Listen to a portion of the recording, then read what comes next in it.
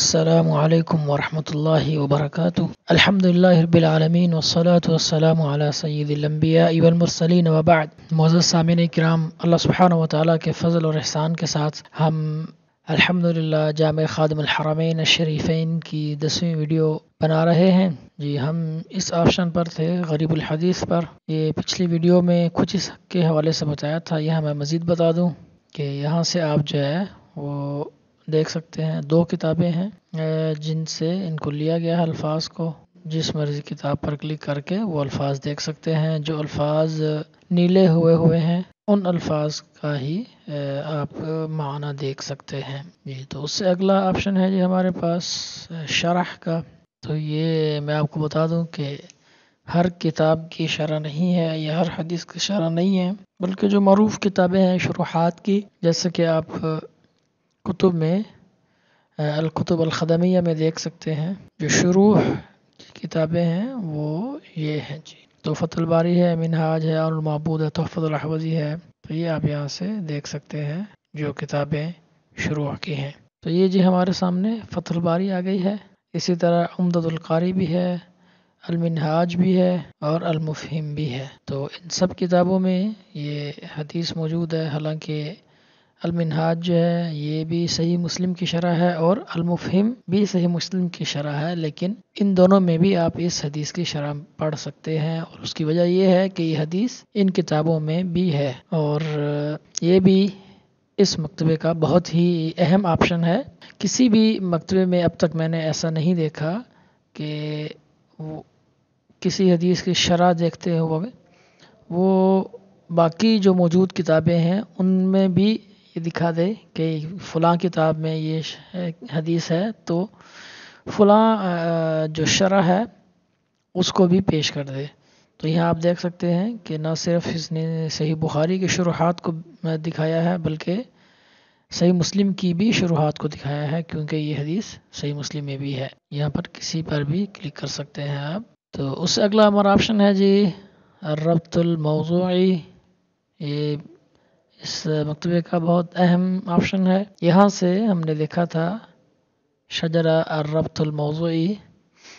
تو یہ تو تمام جو ہے وہ ٹریز ہیں، مگر آپ یہاں سے یہ بھی دیکھ سکتے ہیں کہ اس حدیث کا جو تعلق ہے جن موضوعات سے وہ یہ موضوعات ہیں۔ تو یعنی یہاں سے آپ کسی بھی کتاب کے یا کسی بھی حدیث کے جو موضوعات ہیں ان کو بھی لکھ سکتے ہیں، ان کو بھی دیکھ سکتے ہیں۔ اگلا آپشن ہے جی ہمارے پاس الربط بالمخالف۔ یہاں پر کلک کریں تو یہ ہمارے سامنے شرح مشکل الآثار یا تاویل مختلف الحدیث، یہ 2 کتابیں ہیں ہمارے سامنے اس کے لیے۔ یہ ان دونوں کتابوں میں ہمیں دکھا دے گا کہ اس حدیث میں فلاں جو ہے وہ مسئلہ ہے، یا اس حدیث میں فلاں جو ہے نا وہ مخالفت ہے، اختلاف ہے دونوں، یعنی اس حدیث میں یا دوسری کسی حدیث میں، تو یہ اس کی طرف نشاندہی کرتا ہے جی۔ تو اس کے بعد اگلا ہم آپشن دیکھتے ہیں تفسیر الآیات۔ یہاں پر اگر آپ کلک کریں تو یہ جو آیات اس میں بیان کی گئی ہیں ان کی آپ تفسیر دیکھ سکتے ہیں۔ تو اس میں ہمارے پاس صرف تفسیر طبری ہے۔ آپ کسی بھی آیت پر کلک کر کے اس آیت کی تفسیر تک جا سکتے ہیں۔ اس سے اگلا آپشن ہے جی ہمارے پاس قراءات کا۔ تو قراءات پر اگر آپ کلک کریں تو یہ بھی ہمارے پاس ایک ہی کتاب ہے، البدور الظاہرہ فی القراءات العشرہ المتواترہ۔ تو یہاں آپ دیکھ سکتے ہیں جی جو اختلافات ہیں وہ یہ جو نیلے الفاظ ہیں سب انہی میں اختلاف ہے۔ تو اگر اب یہاں پر کلک کریں تو یہ تونی جو ہے وہ اس کا جو صفحہ ہے وہاں پر لے گیا ہمیں، ہم اس کی تفصیلات دیکھ سکتے ہیں۔ اسی طرح باقی اس سے اگلا آپشن ہم دیکھتے ہیں جی۔ اس سے اگلا آپشن ہے جی ہمارے پاس الحکم علی الحدیث۔ یہاں میں آپ کو بتا دوں کہ اس میں تقریباً 21 جو ہے وہ خدمات ہیں۔ تو مگر یہ تمام خدمات جو ہیں وہ کسی ایک حدیث میں نہیں ہیں، مگر جس حدیث میں جو مسائل ہوتے ہیں تو یہ یہاں پر انہی ہی خدمات کو دکھاتا ہے۔ تو یہاں پر ہم یہ سارے پڑھ چکے ہیں۔ یہ الحکم علی الحدیث، یہاں پر اگر آپ کلک کریں تو یہ بھی بہت ہی اہم ایک آپشن ہے کہ مکتبہ شاملہ میں آپ صرف اور صرف شیخ البانی یا جو متأخرین محدثین ہیں یا حدیث پر حکم لگانے والے ہیں، صرف انہیں کا حکم آپ کو ملتا تھا، اور وہ بھی زیادہ تر صرف صحیح ستہ میں یا پھر جن کتابوں میں جو محققین نے کام کیے ہیں ان میں ملتا تھا۔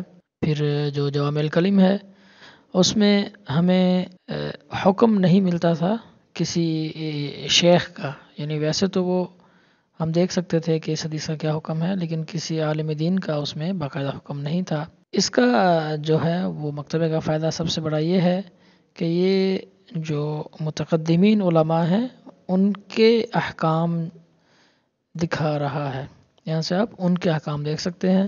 تو یہ ایک ہی امام ہیں جنہوں نے اس حدیث پر حکم لگایا ہے، اور آپ یہ دیکھ سکتے ہیں کہ ایک ہی کتاب میں 2 جگہ پر اس حدیث کا حکم موجود ہے۔ یہ بہت تفصیل ہے، العلل الواردہ فی الحدیث نبوی میں، اور دوسرا اسی کتاب میں اس حدیث کے حوالے سے یہ بھی ہے، امام دارقطنی نے یہ بھی کہا وہ صحیح منہ، تو یہ بھی آپ یہ دیکھ سکتے ہیں کہ یہ کیا حکم ہے۔ اگلا ہے جی ہمارے پاس آپشن مدرجات الحدیث۔ تو یہاں پر اگر آپ دیکھیں تو یہ بھی اس حدیث کے جو مدرجات ہیں ان کو آپ دیکھ سکتے ہیں۔ تو انہوں نے صرف ایک ہی کتاب ہے جو لی ہے، اس کے لیے آپ یہ آپشن بھی دیکھ سکتے ہیں۔ اللہ تعالیٰ سے دعا ہے اللہ تعالیٰ ہمیں عمل کی توفیق عطا فرمائے، اس قیم مکتبے سے استفادے کی توفیق عطا فرمائے۔ والسلام علیکم ورحمۃ اللہ وبرکاتہ۔